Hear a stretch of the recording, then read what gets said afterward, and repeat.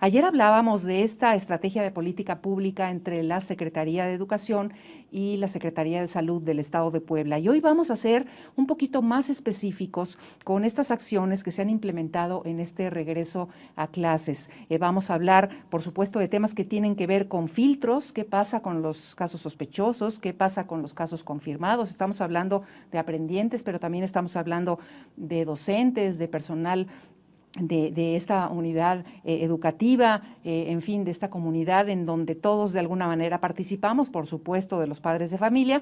Así que para hablar de todo esto con detalle, están con nosotros la maestra María Elena Morales Salvador. Ella es directora técnica de la Subsecretaría de Educación Obligatoria. Maestra María Elena, ¿cómo estás? Bien, muchas gracias. Buena tarde. Qué bueno que estás con nosotros. Sí, gracias. Y hoy también te acompaña y nos da muchísimo gusto que esté nuevamente con nosotros en estas cabinas de SET Radio al doctor José Luis Hernández Ramírez. Él es subdirector de Vigilancia Epidemiológica de la Secretaría de Salud. José Luis, bienvenido. Muchas gracias, buena tarde. Siempre es un placer tenerte por aquí. Muy bien, no, pues gracias por la invitación. Es un tema importante y relevante. Muy importante porque, bueno, vamos a hablar justamente de este detalle, de los filtros, de qué pasa con los casos sospechosos, con los casos confirmados, sobre todo de este protocolo, maestra, de ingreso y salida en las escuelas. ¿Qué nos puedes platicar acerca de esto? Primero que nada, pues nuestro objetivo es implementar acciones encaminadas a la prevención de contagios que permitan evitar un brote de COVID dentro de las escuelas de educación básica. Lo primero es la prevención. Claro. ¿Verdad? Es lo más importante. Sí, y de ahí, pues bueno, nuestro primer filtro y uno de los más importantes es el filtro de casa, ¿no? Este filtro se practica a niñas, niños, adolescentes diariamente antes de ir a la escuela. Es muy importante, en algún momento decían que no hay mejor termómetro que el que hay en casa, ¿no? Por supuesto.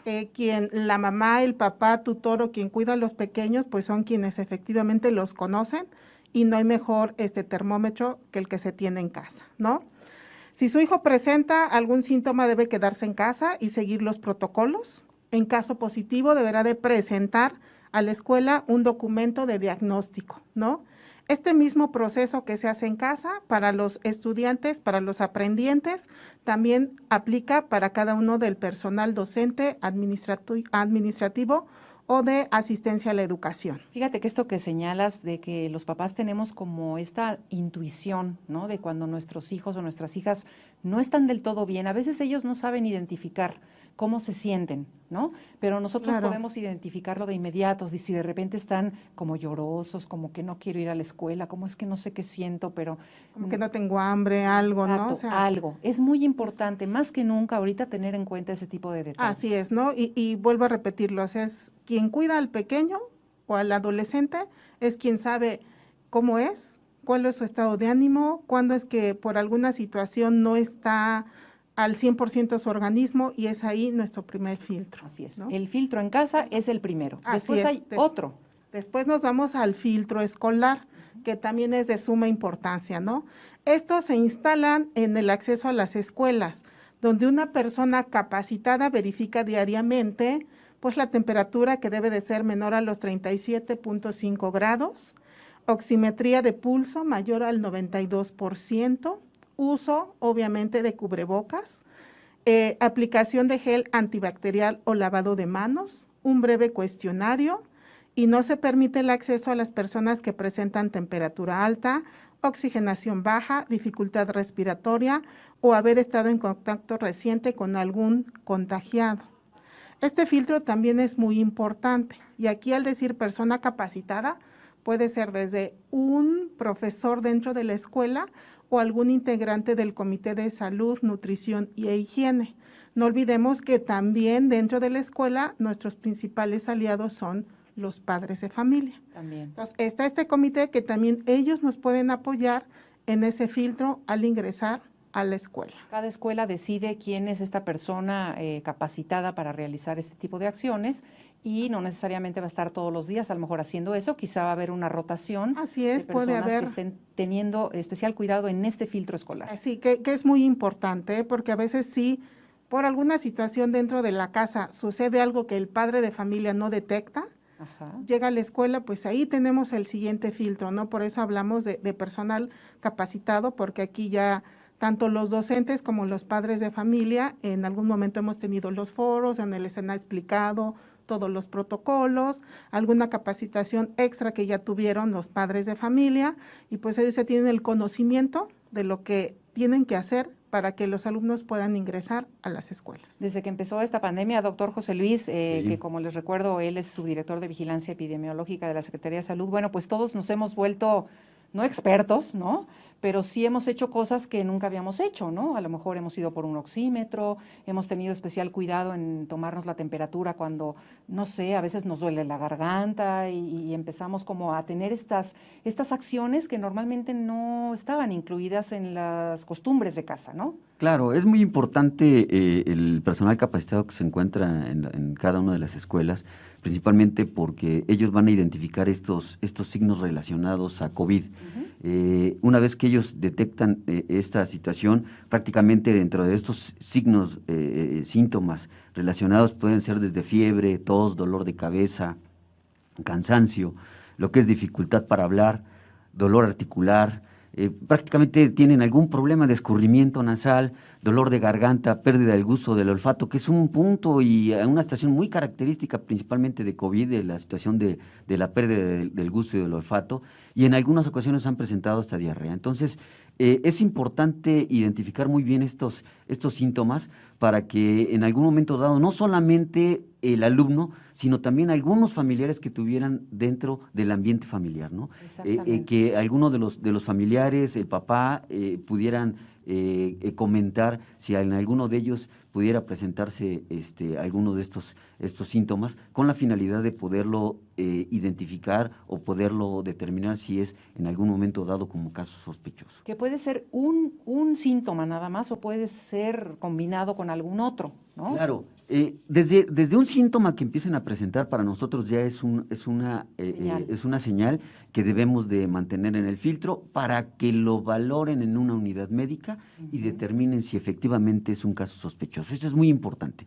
A veces nuestros padres de familia quieren inmediatamente a veces tomarse una muestra y necesitamos nosotros identificar, valorar como Secretaría de Salud, como unidad médica, como institución, como sector salud, identificar estos casos claro. en que se presentan. Hay padres de familia que dicen, bueno, es que mis hijos a veces cuando tienen fiebre, yo ni me entero porque no se dan cuenta hasta que tienen la fiebre muy alta, ¿no? Puede ser el caso. Exactamente. Para eso justamente son los filtros. O si tiene diarrea, a lo mejor es que, bueno, algo comió ayer que le hizo daño, ¿no? Pero como tú dices, hay que tener especial cuidado ante cualquiera de estos síntomas. Es por eso que la Secretaría de Salud se basa de unos lineamientos que son de acuerdo a estos lineamientos para la vigilancia epidemiológica y por laboratorio de la situación de enfermedad respiratoria viral, y tiene definiciones operacionales muy bien establecidas. Como por ejemplo. Esas definiciones operacionales van primero desde lo que es un caso sospechoso.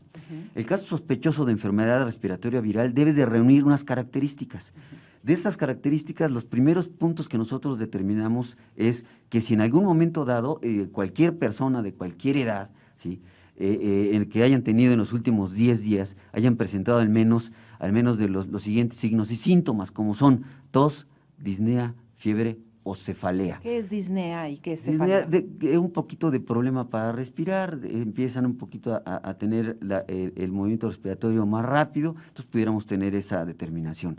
Esto es importante que lo identifiquen los papás, porque para que nosotros lo identifiquemos como caso sospechoso, además de estos 4 puntos que les acabo de comentar, deben ir aunado todavía a otros síntomas, ¿sí? Dentro de los síntomas que también que pudieran estar acompañados, pudiera ser dolor de cuerpo, artralgias, mialgias, que son dolor de músculos, a lo mejor en las articulaciones un poquito de dolor un poquito en cuanto a la situación de poder deglutir algún alimento, escalofríos, dolor torácico, rinorrea, escurrimiento nasal, un poquitito de movimiento de respiratorio más rápido, ¿sí? Pérdida del gusto, como ya lo habíamos comentado, así como también pérdida del olfato, conjuntivitis. Ahí es en donde a los papás tendremos que indicarle que es el momento idóneo para poderles tomar una muestra. ¿Por qué? Porque no antes. ¿Qué pasa con la toma de muestra para PCR y principalmente con las pruebas antigénicas rápidas? Cuando no son casos sospechosos, cuando no tienen estas características, podemos tener un falso negativo. ¿Esto qué significa? Que en el momento que yo tomo la muestra no te reúne las características o no tiene síntomas porque nada más en algún momento dado pudo haber estado en contacto con una persona sospechosa o una persona positiva y por la incertidumbre que presenta el papá de saber si su hijo lo tiene o no, quiere tomarle la muestra inmediatamente. Aquí las pruebas no son efectivas cuando no tenemos síntomas. Entonces, y más aún cuando no están de acuerdo a la definición operacional. Entonces, sí es importante detectar esto, es importante identificar que tenga esta sintomatología para que la prueba sea efectiva. Y mucho más aún, debe de tomarse entre los 5 o 7 días dentro de los síntomas. La preocupación de que pasen más días no aplica aquí. O sea, los papás yo me imagino que de repente dicen, no, de una vez voy a tomarle la muestra, quiero saber, estoy preocupado. Claro, y ahí vamos con la situación del caso positivo. ¿Qué es un caso positivo? Pues aquel que tenga una prueba de laboratorio que sea principalmente por laboratorios avalados por el INDRE. Hay muchos laboratorios que realizan este tipo de pruebas y para nosotros, hasta un momento dado, para nosotros son sospechosos hasta no tener un resultado, como por ejemplo el Laboratorio Estatal de Salud Pública, se realizan en diferentes centros de salud las pruebas y ellos envían estas pruebas al laboratorio estatal. ¿Cuáles son las pruebas que se pueden realizar? Pruebas antigénicas o prueba de PCR. ¿Cuál es la diferencia entre estas dos? La diferencia, la prueba antigénica es la prueba rápida, como le llaman, identificamos el antígeno, el virus, y la PCR lleva un proceso un poquito más largo para poder realizar el resultado sale prácticamente entre 24, 48, 72 horas, dependiendo del número de pruebas que se estén tomando. Pero esa es la diferencia, una es prueba rápida y la otra es una prueba que te va a dar resultados posteriormente. Las dos sirven en este caso. Pero las dos se deben de tomar cuando la persona tenga sintomatología. Ahora, ¿cómo decidimos qué tipo de prueba hacer? Es independientes. Las dos pueden determinar. Las dos, porque somos un poco desesperados, ¿no? Sí, es a lo que me refiero. refiero. Que los resultados nos los den rápido, sí. ¿no? Y el otro punto importante también que yo quiero comentarles, el contacto. ¿Qué es un contacto? ¿Qué es? Ajá. Muchas veces en algún momento dado, también el padre de familia determina que su hijo ya tuvo contacto con un positivo. ¿Qué es un contacto? Es aquella persona que haya tenido prácticamente, ha estado en contacto estrecho con ella por lo menos más de 15 minutos y a menos de 1 metro, y que no hayan tenido cubreboca. Un ejemplo muy claro, si el niño se sienta en la primera fila y salió positivo, por decir, o es sospechoso, el niño que se sienta en la última fila, él no es un contacto, no tiene riesgo, ¿sí? Por lo tanto, también, si el niño que se encuentran a un lado del que es el caso sospechoso, los vemos que están a más de 1 metro, 1,5 metros, 2 metros, no convive con él, no platican por más de 15 minutos, y los dos usan cubreboca, ¿esto qué significa? Que no es un contacto, y por ende no tiene menor riesgo de poder padecer y también de poderlo contagiar. Esto que comentas es muy importante. Es muy importante, principalmente por lo que les comentaba. Los papás piensan que una vez que hay un niño en un salón, que hay un caso sospechoso, o en su momento que se confirma como positivo, piensa el papá en algún momento dado que su hijo que se encontraba en ese mismo salón ya es un contacto, o es sospechoso que pueda tenerlo. Hay que vigilarlo. Hay que vigilar, pero aquí es muy importante, hay que definir muy bien si es contacto o no. Entonces, por eso, algunas de las escuelas, algunos de los salones, no es necesario cerrar un salón, debido a que las medidas que manejan muy bien la Secretaría de Educación Pública, de acuerdo a la distancia, la sana distancia que tienen, el uso de cubrebocas y el evitar que tengan el contacto directo y sin cubreboca, claro. Eso evita que la estación del riesgo sea para los alumnos. Por lo tanto, hay menos riesgo. Claro. ¿Sí? Entonces, no consideremos a todos los alumnos que estén en un salón con un sospechoso o con un contacto, no determinemos que en algún momento dado pues tiene el riesgo de poder padecer el COVID, ¿no? Porque prácticamente un contacto, y repito, y luego de verdad lo repito, es aquella persona que haya estado conviviendo con otro sin cubreboca a menos de 1 metro, por lo menos más de 15 minutos. 15 minutos. ¿Sí? platicando, sin cubreboca. Entonces, si nos damos cuenta, ahí muchos de nuestros alumnos, muchos de los maestros, prácticamente descartamos que sean contactos, por lo tanto, y se ha comprobado, muchos de ellos han estado y no han presentado sintomatología, por lo tanto, esto es una manera de prevenir y de cortar la Y eso no transmisión. depende de las variantes, porque ves que se dice que hay variantes que son más contagiosas que otras también. Todas las variantes, con estas medidas que nosotros tenemos, todas son efectivas. Perfecto. Y bueno, se están tomando también, por supuesto, en los salones, tanto para aprendientes como para docentes, estos protocolos de identificar casos sospechosos. Claro, es muy importante precisamente que cuando se detecta un caso sospechoso o confirmado dentro de un salón de clases, lo primero que se hace es el confinamiento inmediato del alumno, del posible caso sospechoso contagiado, ¿no? Después, como ya lo explicó el doctor, hay que esperar determinados días, determinados síntomas para la valoración, para toma de muestra y confirmación de que sí está contagiado, ¿no? Después de eso hay que buscar los contactos, quién estuvo en contacto con el niño, con las características que acaba de explicar el doctor, y aún así que no estuvieran cerca, lo que se determina es que si existe un caso, pues el salón, solo el salón, no la escuela, se va a confinamiento por 5 días, solo el salón, no la escuela, ¿no? Después viene pues el confinamiento, aquí ya hablamos, el confinamiento de los contactos, valorar tipo de contacto, número de alumnos para el cierre temporal del aula o salón para los casos sospechosos, ¿no?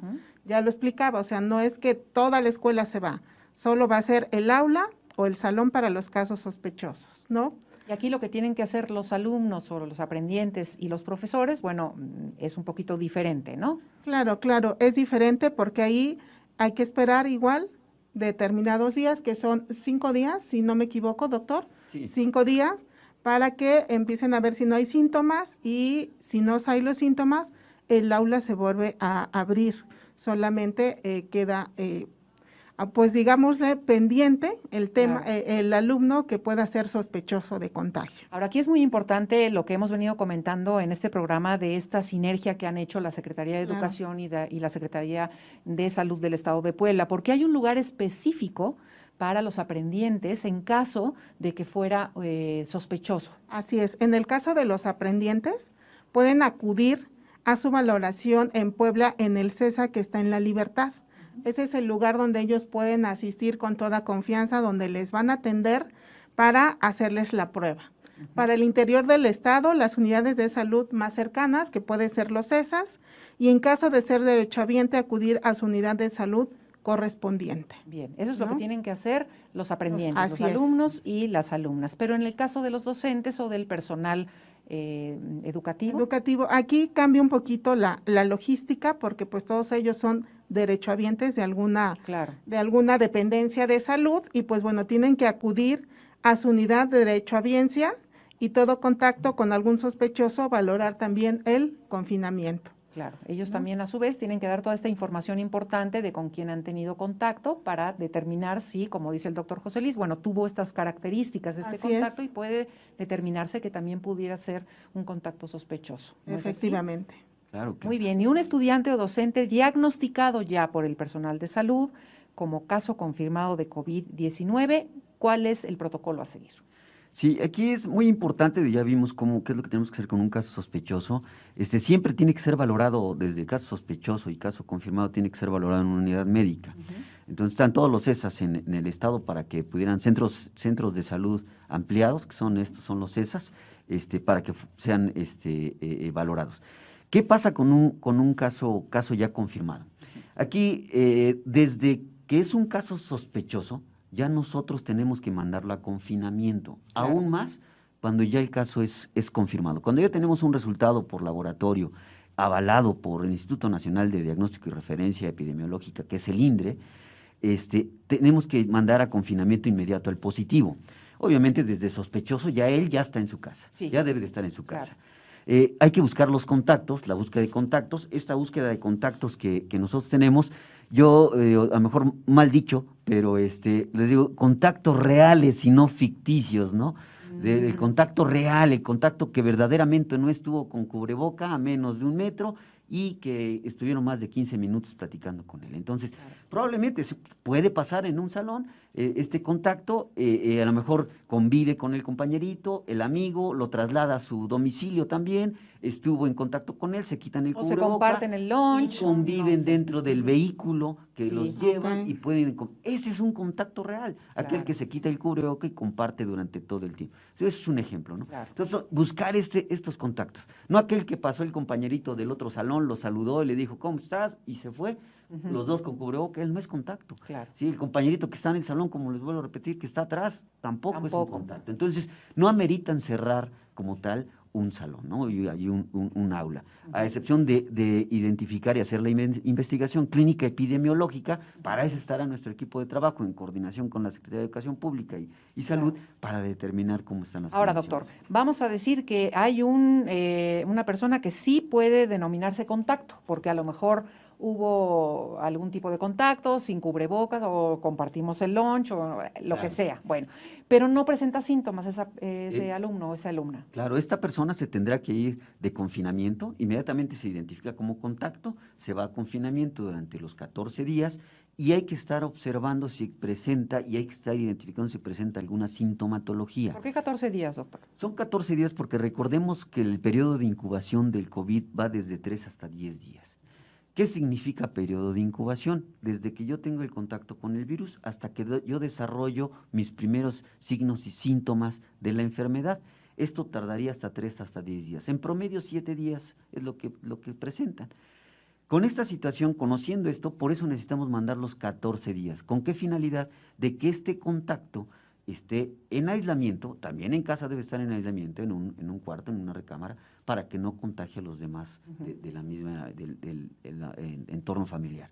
Debe estar los 14 días y estar observando si no presenta sintomatología. Al No hacerle la prueba, no si hacerle no tiene la síntomas. prueba. Una vez que presenta sintomatología, es el momento ideal para confirmar el diagnóstico. Se irá a una unidad médica, como ya los mencionamos, lo valorará el médico y si determina que es caso sospechoso, de acuerdo a la definición operacional, se estará tomando la prueba. Y si nos damos cuenta, aquí estamos cortando la transmisión, porque este alumno en algún momento dado pudiera haber presentado la enfermedad durante esos 14 días. Si yo lo tengo en el aula, Claro. puede presentar ahí los datos. Claro. Por eso se va a confinamiento.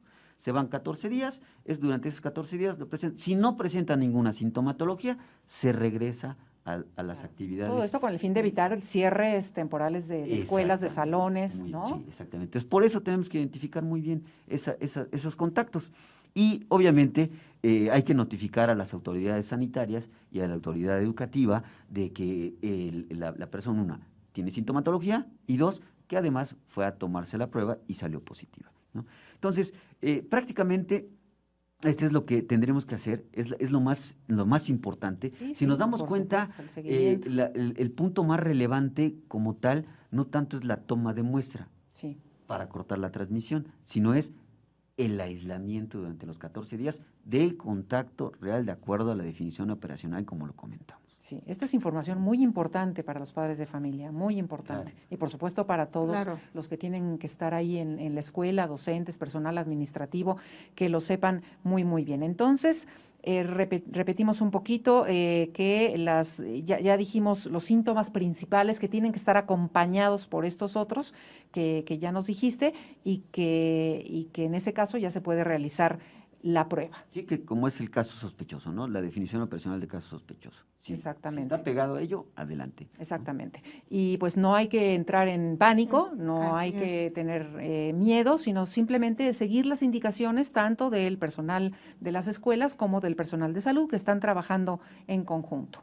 Sí, aquí es de suma importancia efectivamente que no causar alarmas en los padres de familia, en los propios docentes, trabajadores de la educación, porque efectivamente estamos trabajando en conjunto con la Secretaría de Salud para evitar un contagio, ¿no? O sea, para estar prevenidos en algunas situaciones que se pudieran llegar a presentar.